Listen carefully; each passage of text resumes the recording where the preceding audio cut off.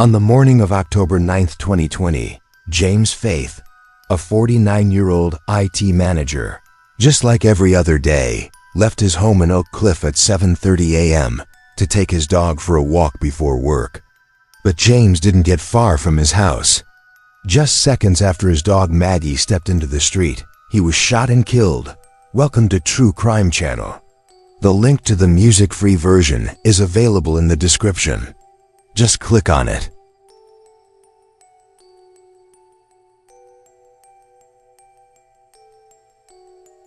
James was hit by 7 bullets and fell right there on the asphalt. When emergency responders arrived a few minutes later, there was nothing they could do. On the early morning of October 9, 2020, James died just a few meters away from his home, right in the street.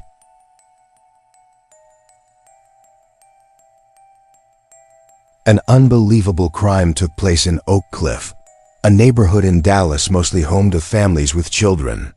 No one could understand who could possibly have a reason to brutally kill James, someone everyone liked and described as having a kind heart.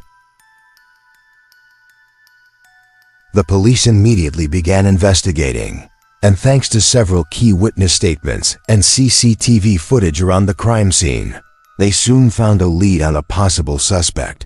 But as time passed, not only did the detectives realize how unbelievably complex this case was, but also that the person behind James Faith's savage murder was becoming increasingly clear.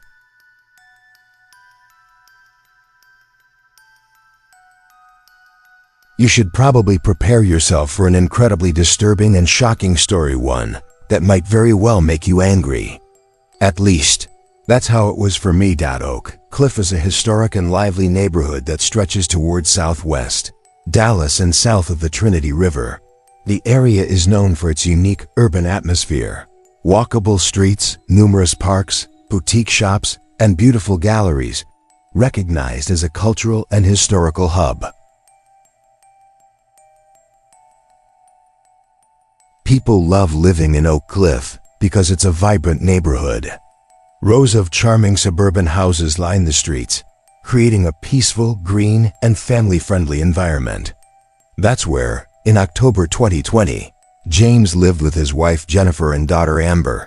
They owned a lovely house on Violet Drive in Oak Cliff and had been living there together for 3 years.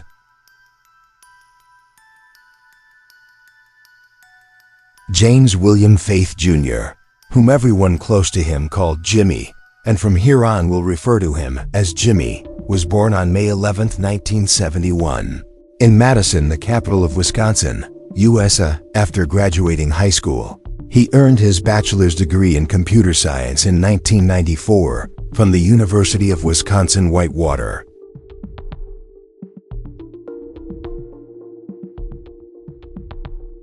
After college, Jimmy worked for various companies in Madison as a software engineer. He was the kind of person who loved waking up early and going to work because he truly loved what he did. But besides his love for computers, he also enjoyed traveling, delicious food, and good wine. Above all, he was absolutely in love with his favorite football team, the Green Bay Packers. In fact, he practically never missed any of their games.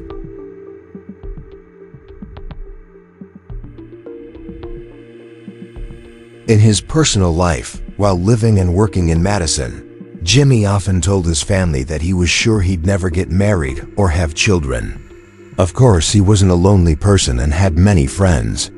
For example, he had a close group of buddies who were also very friendly with his family. He even got along very well with his colleagues at work. But when it came to women, it seemed things were different. The truth is, Jimmy was single for most of his life, and it appeared that he himself was certain his single status wouldn't change in the future. This, despite the fact that those who knew him well described him as a truly family-oriented person.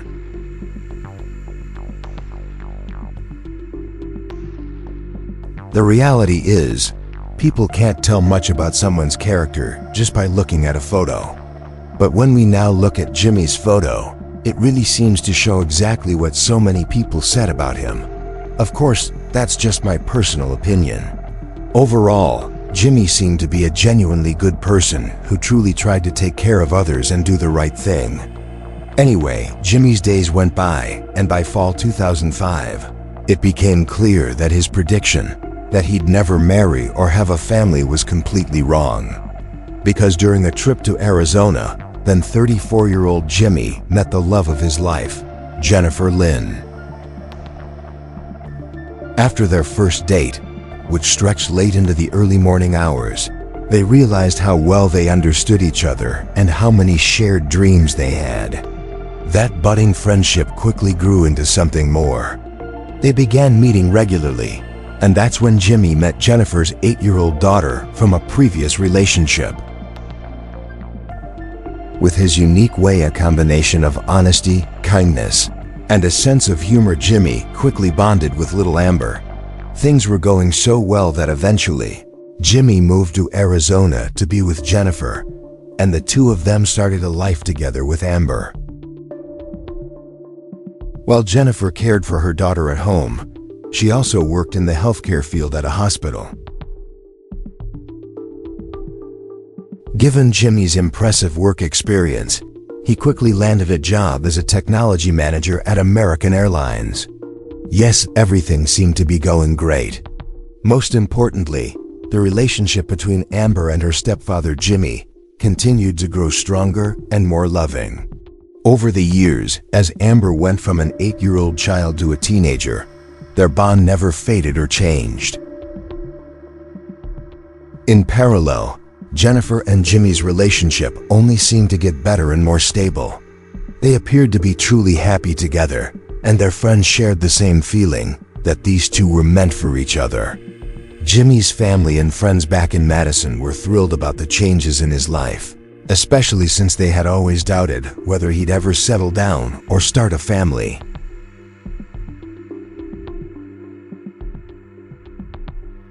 Before meeting Jimmy in 2005, Jennifer had been through 2 unsuccessful marriages. The first was with Amber's father, who left her after learning she was pregnant. The second was with her ex-husband, with whom she was clearly unhappy.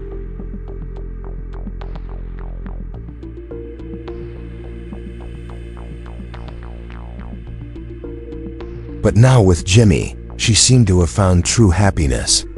After years of living together, the couple got married in the summer of 2012 in Las Vegas. Many years passed, and Jennifer and Jimmy appeared to have built an ideal life.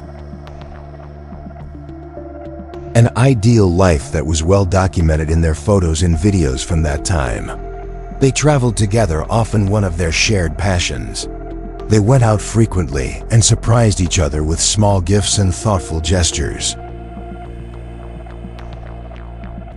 However, in 2017, after 12 years together and 5 years of marriage, a big change came into their lives, though it seemed like a happy one. Jimmy got a promotion at American Airlines, and that led them to move from Arizona to Texas. Soon, Jennifer and Jimmy settled in Dallas and bought a house in the Oak Cliff neighborhood, about 11 kilometers outside the city.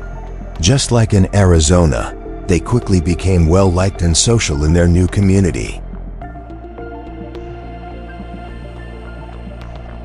They quickly made friends with their new neighbors, often hosted guests, and loved entertaining in their new Oak Cliff home. Neighbors later said that Jennifer was warm and friendly from the start, and had a great relationship with people in the area. Jimmy, just like always, was extremely dedicated and immersed in his work. For relaxation, nothing beat playing with his dog Maggie in the yard, lounging on the couch during weekends, watching a good movie, or playing video games. By October 2020, Jennifer and Jimmy had been married for 8 years and living in their Oak Cliff home for 3 years. On October 8, 2020, they celebrated the 15th anniversary of meeting each other.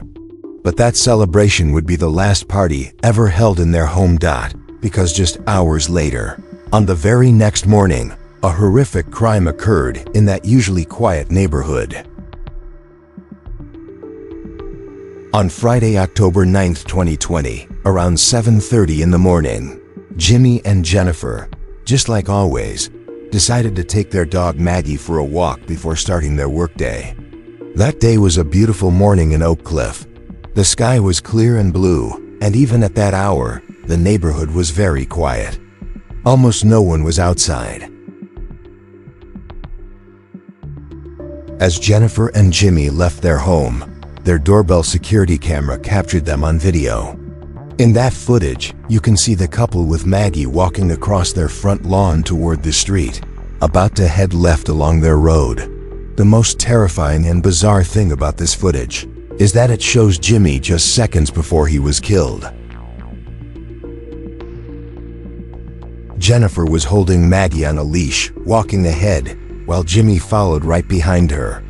They hadn't even passed their parked car across from the garage yet, and Jimmy hadn't stepped onto the sidewalk in front of their house when suddenly, a masked man appeared in front of them. This man aimed his weapon directly at Jimmy, who was completely off guard and defenseless. Without hesitation, the man fired 9 times. Jimmy didn't even have the chance to react. Out of those 9 shots, 7 struck him, and he immediately collapsed to the ground. At this stage, detectives began asking themselves a key question. What was the motive behind this? Because based on Jennifer's description at the time, it seemed the attacker was attempting a robbery. So the question was, are we dealing with an armed robbery here?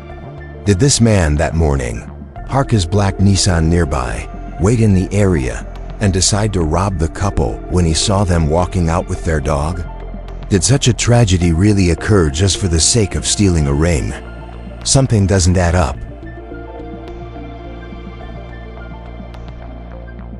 If the goal was really just to rob Jimmy and Jennifer, then why did the masked attacker shoot Jimmy directly and without hesitation? And another question, why would anyone carry out such a robbery in broad daylight, on a street surrounded by houses? Doing something like that drastically increases the chance of being caught.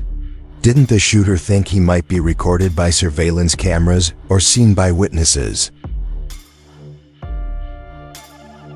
The police quickly concluded that robbery wasn't the real goal. The main goal was to kill Jimmy, but the bigger question remained. Who would have a motive to murder Jimmy, someone who was loved by everyone, had never hurt anyone, and had no known enemies? No one could find a reason. But the fact that the killer shot Jimmy in the face at close range 3 times indicated that this was definitely a deeply personal act, possibly even one driven by hatred. Just as it didn't seem like the killer randomly decided to attack the couple. It seemed more likely that this murder had been planned. There are various theories and interpretations here, though none are completely certain. For example, where a killer shoots a victim can often reveal something about their emotions or intent. If someone is shot in the face, it can suggest deep hatred or intense personal animosity. The human face represents identity, and destroying it is like trying to erase who that person is. Shooting someone in the heart or chest often suggests the shooter wanted a quick, fatal blow, possibly out of betrayal or heartbreak.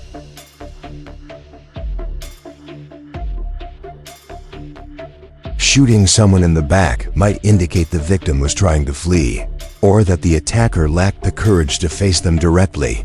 And in some cases, it symbolizes betrayal. Shooting someone in the arms or legs usually isn't intended to kill, but to injure or stop them. These types of shots are more common in gang disputes or underground vendettas. Even the number of bullets fired can say something.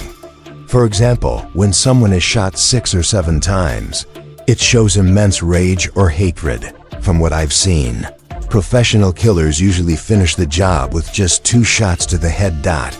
So based on that, Jimmy falls into the first category.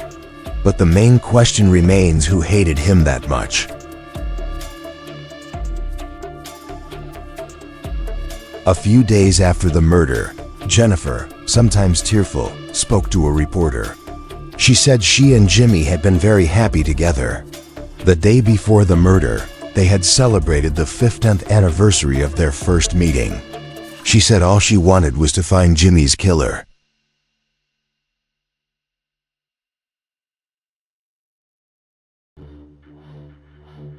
Jennifer kept talking about how wonderful he was, how kind and caring he had been. He wasn't just her husband, he was her best friend. Her heart, she said, had been shattered by this incomprehensible loss. Shortly after Jimmy's death, she created a GoFundMe page, a crowdfunding website, which she said was to raise money for Jimmy's funeral and financial support for herself and her daughter Amber.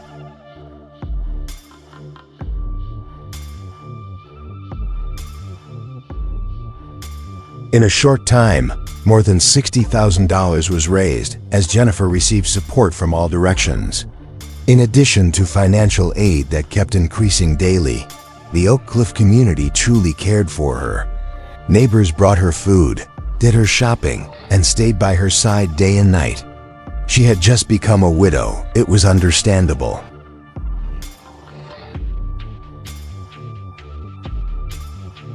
While Jennifer was surrounded by community support, the police investigation pressed ahead full force. Crime scene technicians found several .45 caliber shell casings on the street. In reviewing surveillance footage, a black Nissan Titan truck was spotted several times. But it wasn't just the black truck the cameras captured. There was something else.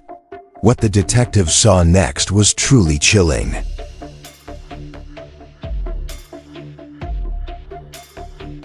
A security camera mounted on the home of a neighbor adjacent to Jennifer and Jimmy's captured footage in the early morning hours of October 9, just a few hours before Jimmy was killed.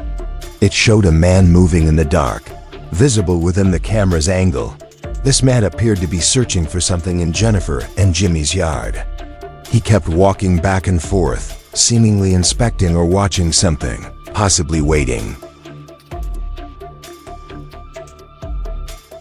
The CCTV footage clearly showed the person was a man, just as Jennifer had described. He was dressed in dark clothing, but his face wasn't visible in any of the footage. Police were certain this man had something to do with what happened just a few hours later on the street. To dig deeper, investigators asked Jennifer to hand over both her own and Jimmy's mobile phones, hoping to find any leads. While Jimmy's phone didn't reveal anything unusual, Jennifer's phone exposed some very interesting information. Police found a message on her iPhone that she had sent just a few weeks before her husband's murder to a friend, talking about a man named Darren. The way Jennifer wrote about Darren suggested that he was more than just a friend or acquaintance. Nothing more was found in that message about Darren, but it was enough to raise suspicion. It became clear there was more to the relationship between Jennifer and this man. So who was this Darren? Detectives quickly learned that the man Darren Ruben Lopez was a 48-year-old former Army veteran who had served as a medic in several combat operations during the Iraq War. He had suffered a serious head injury during a bomb explosion in Iraq. After divorcing his wife, he had been living alone on a farm in Cumberland Furnace in Dixon County, Tennessee, about 100 kilometers away from Dallas.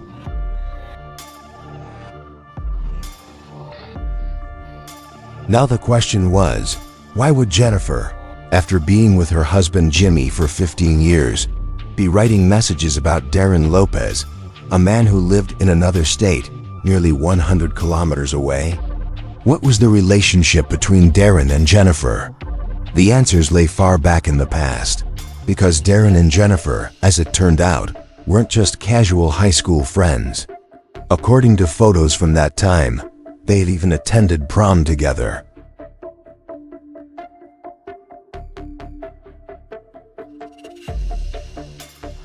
They later went to the same college and continued their relationship there, until Darren joined the Army and had to move to Korea. After that, even though they had previously discussed marriage, they went their separate ways and each built their own life. So a deep and long-standing relationship from their school and college years had once tied them together. But apparently, they hadn't seen or contacted each other for decades.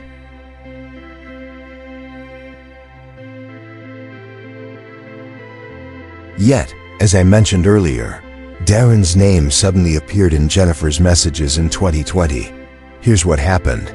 After being discharged from the military in 2017 and divorcing his wife a year later, Darren lived in isolation on his farm in Dixon County. The end of his marriage, the fact that he rarely saw his 4 daughters, and his memories from combat, especially his head injury, had placed him under immense psychological pressure.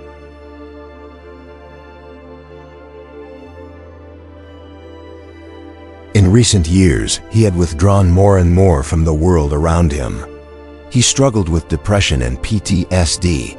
Then, as if all that wasn't enough, he began facing financial problems after leaving the army. And when the COVID-19 pandemic hit in early 2020, Darren, who was already living in seclusion, became even more isolated.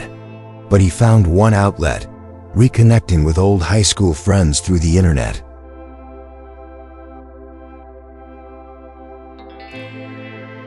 Including his high school and college love Jennifer. In late February 2020, he sent her a message via LinkedIn. After that, the two began communicating several times a day. Long emails and text messages followed, where both talked about their lives and what had happened over the decades. These exchanges continued week after week.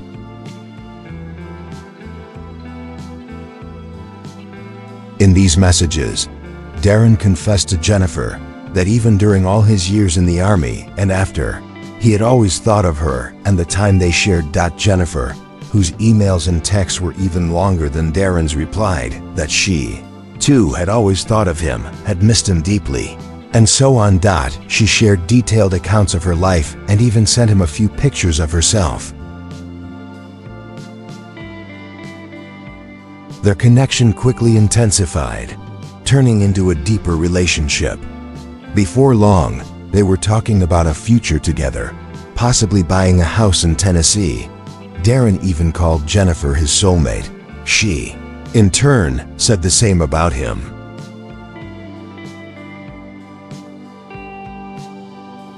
Detectives in Dallas got in touch with their colleagues in Tennessee and soon placed Darren Lopez's home and farm under surveillance. It didn't take long to confirm that he owned a black Nissan Titan, the same kind of vehicle seen repeatedly in the surveillance footage after the shooting of Jimmy.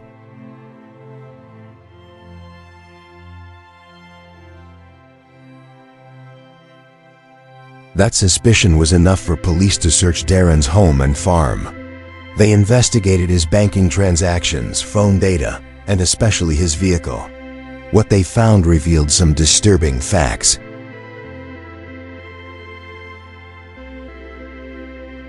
The GPS navigation system inside Darren's black Nissan showed that on October 8, 2020, one day before Jimmy's murder, he had driven over 1,000 kilometers. Darren had spent roughly 12 hours on the road from Tennessee to Dallas. This wasn't just confirmed through GPS data, it was also verified through video footage from multiple locations along the route.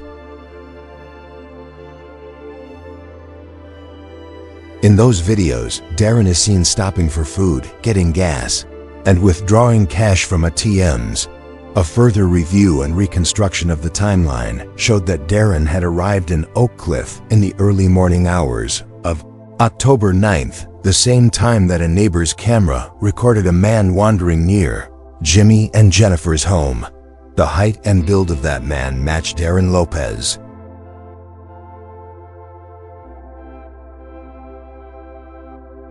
"4 weeks before Jimmy's murder, Darren and Jennifer had exchanged a staggering 40,000 text messages. They had talked on the phone hundreds of times. But here's the curious part. When police examined Jennifer's phone, they found none of those conversations. Why? Because she had deleted them all. But on Darren's phone, everything remained: emails, texts, photos, and more. He hadn't deleted anything, maybe because, unlike Jennifer, he didn't have anyone in his life he needed to hide it from. The only time there was complete silence between them, no messages, no calls, was on the day of Jimmy's murder.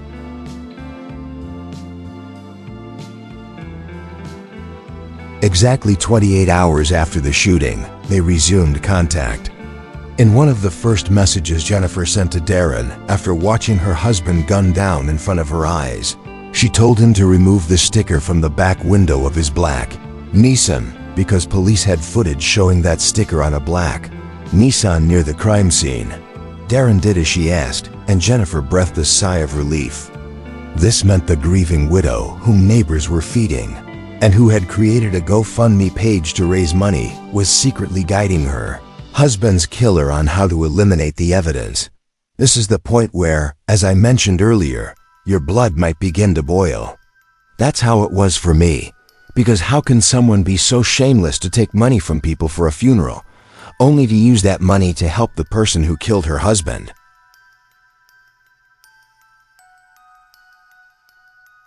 It wasn't just the overwhelming circumstantial evidence that linked Darren Lopez to Jimmy's murder. It was also what the police found in his house. They discovered a .45 caliber pistol, which, according to ballistic tests, matched the weapon used to kill Jimmy. They also found a blue mask in Darren's vehicle, the same kind worn by the killer as seen in surveillance footage. Most shockingly, the police found several credit cards in the name of Jennifer Faith. When investigators reviewed the statements of those cards, they realized they had not only been used by Darren, who was in poor financial shape and months behind on rent. Jennifer herself had also gone on shopping sprees with them after Jimmy's death.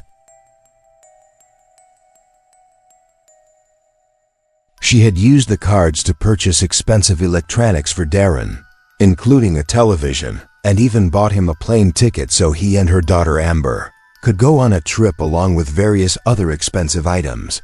All these payments had been made using the funds raised through the GoFundMe page. Yes, that same GoFundMe page supposedly created to pay for Jimmy's funeral and help Amber with her schooling and daily needs. Remember how I said some of you might feel very angry at some point in this story? I think we've arrived at that point. At least that's how it felt for me. Because how can someone be so shameless to collect money from the public for a funeral and financial support, and then use it to pay off credit card debt and shower her lover, the man who killed her husband, with gifts? On January 11, 2021, Darren Lopez was arrested at his home in Tennessee and charged with first-degree murder in the death of James Faith. Jennifer, however, firmly denied any involvement. She claimed she had nothing to do with what happened in front of her house on that October morning. Suddenly, she went completely silent. Imagine a woman who just weeks earlier had appeared on camera in tearful interviews talking about how amazing Jimmy was and playing the grieving widow.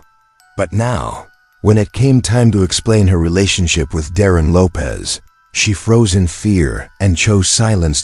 It was hard to believe this was the same person who had cried in the street, begged the public for help in identifying the black Nissan, and demanded justice.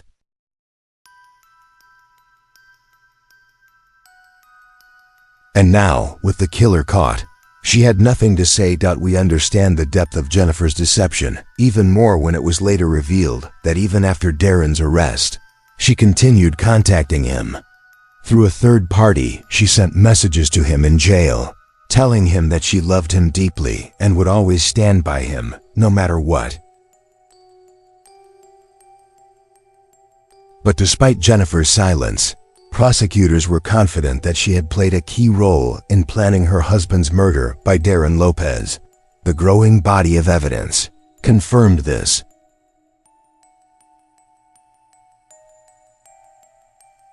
It was also revealed that a few weeks after Jimmy's death, in November 2020, Jennifer had attempted to claim his life insurance policy, worth around $628,000.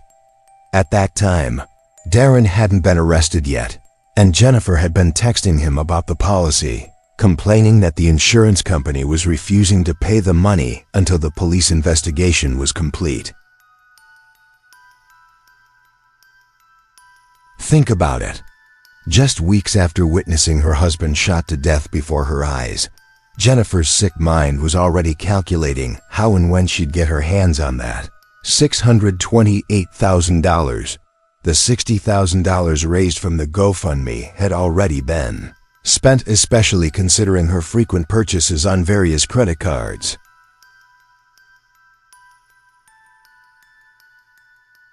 So by November 2020, Jennifer was already planning her financial future. She wanted that insurance payout at any cost. And when the insurance company, for obvious reasons, refused to pay, she was furious. But the story didn't end there. While Darren was still in custody, police were combing through Jennifer's phone, computer, and laptop. What they found showed just how involved she had been in Jimmy's murder. Things got even more bizarre and twisted. In addition to thousands of messages and emails Jennifer had been sending Darren for months, it turned out she had created a fake Gmail account without Darren's knowledge. Using this fake email address, she messaged Darren, pretending to be Jimmy. In these emails, Jennifer, posing as Jimmy, sent Darren pictures of bruises and injuries, claiming that he, Jimmy, had been abusing her physically and sexually for years.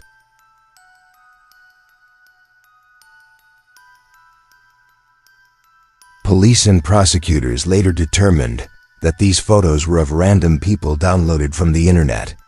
Jennifer was trying to manipulate Darren, infuriating him, convincing him that Jimmy was a monster who deserved to die. Her goal was to make Darren hate Jimmy enough to kill him, and it worked.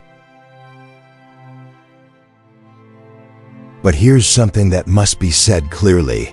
Other than those fake photos Jennifer used in her disgusting plot, there was absolutely no evidence, no testimony, no injury reports, no witness statements to suggest that Jimmy had ever laid a finger on her in 15 years of marriage. On the contrary, Jimmy was a calm, kind-hearted man who treated everyone with respect, a fact confirmed again and again by those who knew him. Darren, however, believed that Jimmy had written those abusive emails and that Jennifer's life was truly in danger, that Jennifer had completely manipulated him with lies and deceit. And in August 2022, months before the murder, she asked Darren to kill her husband. According to Darren's later courtroom testimony, they both plotted the murder together. The plan was to make it look like a failed robbery. They had agreed on the day, time, and exact location. Darren drove 1,000 kilometers in his black Nissan on October 8th, bringing with him a .45 caliber handgun, duct tape to supposedly bind Jennifer, and a blue mask. He arrived early and waited outside their home overnight, exactly as seen in the neighbor's security camera footage. When Jennifer and Jimmy walked out at 7:30 a.m., Darren, just as planned, was waiting with a loaded gun. And the rest you already know. In February 2021, 1 month after Darren's arrest, Jennifer was arrested in Dallas. At first, she was charged with obstruction of justice. But by September 2021, an additional charge of capital murder was added. Jennifer initially pleaded not guilty to both charges. She claimed that Darren alone was responsible for Jimmy's murder, and that she had no involvement in planning or orchestrating the crime. But after several months in custody, with a mountain of evidence stacked against her, and knowing that Texas has the death penalty, and that prosecutors were considering it in her case, Jennifer finally decided to tell the truth. Prosecutors offered her a deal. If she pled guilty to conspiracy to commit murder, they would drop the obstruction charge and remove the possibility of a death sentence, replacing it with life imprisonment. That's exactly what happened. Jennifer accepted the deal.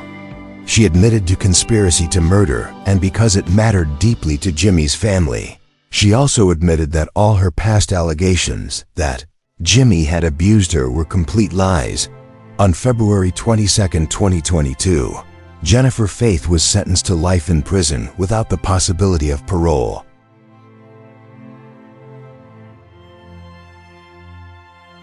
After this verdict, when Jennifer was officially behind bars, one of her ex-husbands, Rick, who had been married to her years earlier, gave an interview.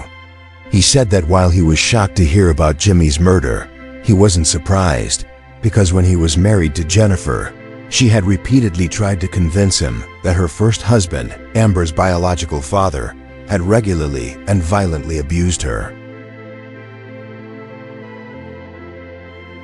That story, it turns out, was completely fabricated. Just like the abuse claim she later made against Jimmy. There was no evidence, testimony, or documentation to support any of it. Rick said Jennifer was easily the most malicious person he had ever known.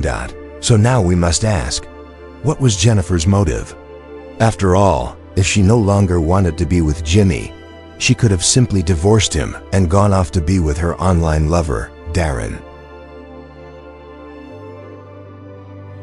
So why did she choose to manipulate Darren into murdering Jimmy instead?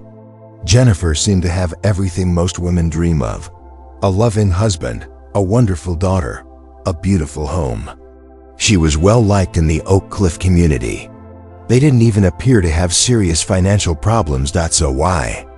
From what I read in my research, Jennifer's motive was a combination of obsessive love for Darren Lopez and financial greed. She was a master manipulator. And let's not forget, she stood to receive $620,000 in life insurance. And as we all know, some people, even when they seemingly have everything, still want more. In June 2023, it was finally Darren Lopez's turn to face the court. Unlike Jennifer, Darren did not deny his guilt. He took the stand and confessed. He described how Jennifer had asked him to kill Jimmy and how, after receiving thousands of manipulative emails, texts, and images from her, he believed she was in danger.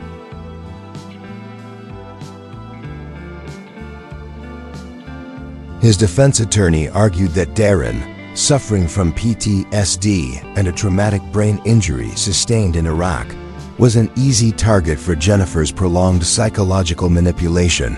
In early July 2023, 3 years after Jimmy's death, Darren Lopez, now 51 years old, was sentenced to 62 years in prison. And now, as always, I'll give you my personal opinion on Darren Lopez.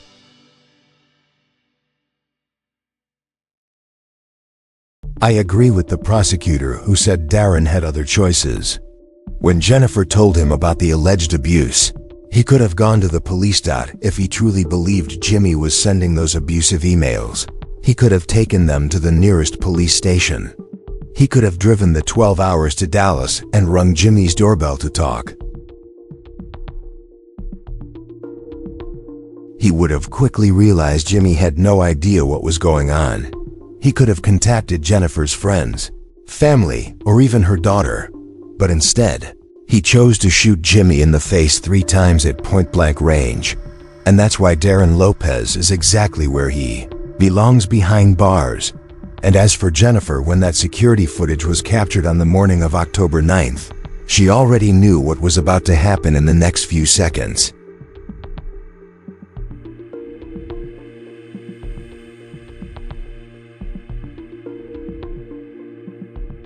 She knew Darren was about to walk into that street with a gun and kill Jimmy. This level of cruelty, deception, and betrayal is beyond words. And that's why she too is exactly where she belongs, for the rest of her life, behind bars. One can't help but feel sorrow for Jimmy, a man who was completely unaware and entirely innocent. A man who followed his wife out of love and trust, only to be led to his death.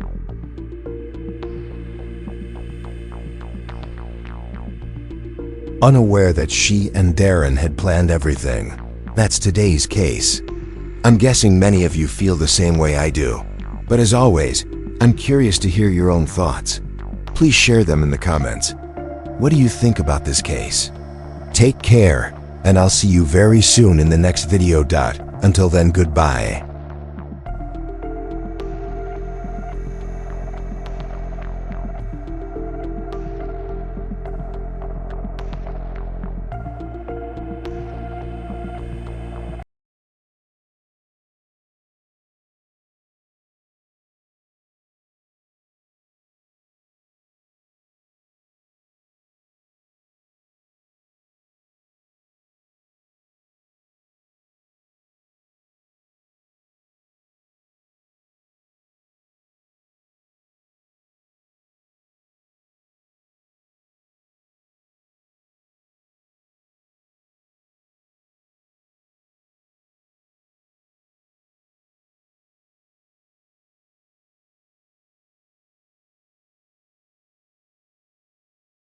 Okay, let's unpack this.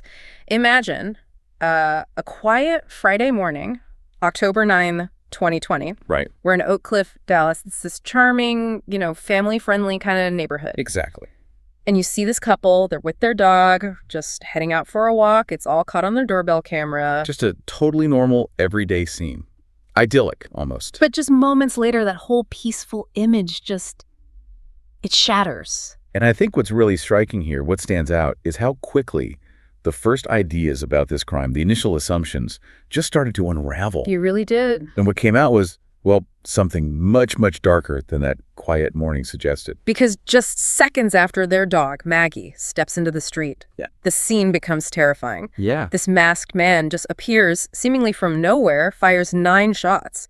And the husband, 49-year-old IT manager James Faith, he collapses right there, just meters from his own house. Hit 7 times. It's brutal. 3 times in the face. Yeah, I mean, when the emergency responders got there and they arrived really quickly, there's just nothing they could do. James was gone. It was just an unbelievable crime for that area, a place where people generally feel safe. Right. Totally. And James Faith himself, everyone described him the same way. Kind, well-liked, apparently didn't have any enemies. So you have to ask, who would do this so brutally? Right. Who hates someone that much? And the initial investigation, based on what his wife Jennifer said, they even considered maybe it was a robbery, but that just didn't stick. No, that theory fell apart pretty fast, didn't it? It did. Because if the goal was just robbery, why shoot him like that? So many times, broad daylight, so directly, it just didn't add up. Exactly. The police concluded pretty quickly the main goal here was murder. So in this deep dive, we're going to pull from, articles, research, our notes, and really try to unpack this unbelievably complex case. And I have to warn you, the truth, it might just make you angry. It's quite a story. James, or Jimmy, as friends and family called him, born in Wisconsin, IT manager, loved his job, huge Green Bay Packers fan. Sounds like a regular guy. Totally. Had a close group of friends. Apparently, for a lot of his life, he didn't think he'd ever get married or have kids. Just seemed like a genuinely good person trying to do the right thing. Yeah, and that just makes what happened even more tragic, doesn't it? His life really took a turn, though, in 2005. He was on a trip to Arizona. Okay. And that's when he met Jennifer Lynn. Apparently, they had this instant connection, shared a lot of the same dreams. Huh. So he actually moved to Arizona for her? He did. Moved to be with Jennifer and her daughter, Amber, who was 8 at the time, from a previous marriage. And he bonded with Amber pretty quickly, too, right? Their relationship just got stronger. It seems so. He got a good job, technology manager at American Airlines. Everything looked like it was going perfectly, really. So they got married in Vegas in 2012 after living together for years. Built this, well, apparently ideal life. Lots of travel, going out, surprising each other with gifts. It all looked great on the surface. And then they moved to Oak Cliff, Dallas in 2017. Jimmy got a promotion. And that move just seemed to, solidify that picture. Right. They quickly became part of the community, hosted neighbors. Jennifer was described as warm, friendly. Jimmy was dedicated to his work, relaxed, playing with their dog, Maggie, watching movies. So by October 2020, they'd been married 8 years, living in Oak Cliff for 3. And actually, the day before the murder, October 8th, they'd celebrated their 15th anniversary of just meeting each other. Wow, just hours before. Yeah. And then comes that Friday morning, October 9th. Clear, quiet. That security footage, it's just chilling to watch. It really is. It shows Jennifer holding Maggie's leash. She's walking slightly ahead. Jimmy's right behind her. They hadn't even fully reached the sidewalk. And then suddenly, the masked man appears. Aims right at Jimmy. 9 shots fired, 7 hit him. He collapses. And the fact, as you mentioned, that the killer shot him 3 times in the face, close range, that immediately told police something. Right, that wasn't random. No way. And, when you look at where a victim is shot, it often tells you something about the killer's mindset, their intent. How so? Well, shooting someone in the face, especially multiple times like this, it can suggest really deep hatred or maybe a desire to, erase their identity. Yeah. And multiple shots, 7 hits here, that often indicates immense rage. Professional killers, they usually use fewer shots. Okay, that makes sense. So this felt deeply personal. It signaled, a pre-planned act driven by some really intense animosity. The huge mystery was just who could possibly hate Jimmy that much. That is a powerful point. And Jennifer, meanwhile, She's talking to reporters, appearing tearful, saying how happy they were, calling Jimmy her best friend, how her heart was shattered. She sets up a GoFundMe page almost immediately, supposedly for funeral costs, support for her and Amber. And the community just poured out support, didn't they? Raised over $60,000, brought food, constantly checking in. Exactly. But while all this is happening, the police investigation is really starting to gain traction. They found those .45 caliber shell casings we mentioned. Right. And they spotted that black Nissan Titan truck multiple times on surveillance footage near the scene. And then there was something else. A neighbor's security camera. What did it show? Just hours before Jimmy was killed, it caught a man moving around in the dark near Jennifer and Jimmy's yard. Looked like he was maybe searching for something or just waiting. Creepy. And this man's height and build, it would later match someone named Darren Lopez. Okay, so the plot thickens. And didn't the police ask for their phones? They did. Jimmy's phone, nothing really remarkable. But Jennifer's phone, that revealed something interesting. A message she'd sent a friend weeks before the murder. Yeah. Talking about a man named Darren. Yeah. And the way she talked about him, it suggested, more than just a casual friendship. So who is this Darren? Darren Lopez. Darren Reuben Lopez. He was 48, a former Army veteran, served in Iraq. Yeah. And importantly, he suffered from a serious head injury, PTSD, and traumatic brain injury, a TBI. Ah, okay. Conditions that really impacted his mental state. And as we'll see, probably made him vulnerable. Right. He was divorced, living alone on a farm in Tennessee, which is, what, like 1,000 kilometers from Dallas? Yeah, quite a distance. So the immediate question for police was, why is Jennifer messaging this guy in another state? There had to be a connection. And it turns out there was. A deep one, actually, from way back. Darren and Jennifer had gone to high school prom together, same college even. No way. Yeah. They'd apparently talked about getting married before Darren joined the Army and moved to Korea. They lost touch for decades. Wow. Oh. So how did they reconnect? Well, Darren got discharged in 2017, went through a divorce, was struggling, isolation, depression, money problems, especially with the pandemic hitting. And he started reconnecting with old high school friends online. Including Jennifer. He messaged her on LinkedIn late February 2020. And just like that. Just like that, they started talking multiple times a day. Long emails, texts, just catching up on decades of their lives. So it wasn't just casual catching up. Not at all. Darren confessed he'd always thought about her. Jennifer wrote back these really long messages saying she'd missed him deeply. It intensified incredibly quickly. How quickly? Soon they were talking about a future together, maybe buying a house in Tennessee. Darren was calling Jennifer his soulmate. And she said the same to him? She did. Okay. So for the investigators, this must have been like pieces clicking into place. Very quickly, yes. Detectives in Dallas reached out to their counterparts in Tennessee, started surveilling Darren's farm. Didn't take long. They confirmed he owned a black Nissan Titan, the exact type of truck seen near the crime scene. There it is. And his truck's GPS. It showed that on October 8th, 2020, the day before the murder, Darren had driven over 1,000 kilometers from Tennessee straight to Dallas. Wow. The whole way. The whole way. They had video footage confirming its stops for food, gas, cash. He arrived in Oak Cliff in the early morning hours of October 9th. Right when that neighbor's camera caught someone matching his description near the Faith's home. Exactly. But then things got even weirder, didn't they, with the messages? Yeah, this is where it gets really disturbing. Yeah. In the 4 weeks leading up to the murder, Jennifer and Darren had exchanged something like 40,000 text messages, hundreds of calls. 40,000, that's insane. It's obsessive. But when police looked at Jennifer's phone, all gone. She deleted every single one. Covering her tracks. Completely. But Darren, maybe because he lived alone, had no one to hide it from. He'd kept everything. Emails, texts, photos. Oh, wow. And the only time there was complete radio silence between them, the day of Jimmy's murder. Until Precisely 28 hours after the shooting. Then contact resumes. And what was the first thing she said, or one of the first? Get this. One of the very first messages Jennifer sends Darren after watching her husband get murdered. She tells him to remove a specific sticker from the back window of his black Nissan. The sticker police had seen on the truck near the crime scene? The very same one. And Darren did it. Removed the sticker. And Jennifer texts back basically, okay, good, relief. So the grieving widow, collecting GoFundMe money, is secretly telling her husband's killer how to destroy evidence. That's exactly what was happening. That's the point where For me, anyway, the blood just starts to boil. It's incredibly shameless, Yeah. taking money from strangers who think they're helping a grieving widow and her daughter. Right, for funeral costs. Only to use it to help the guy who pulled the trigger.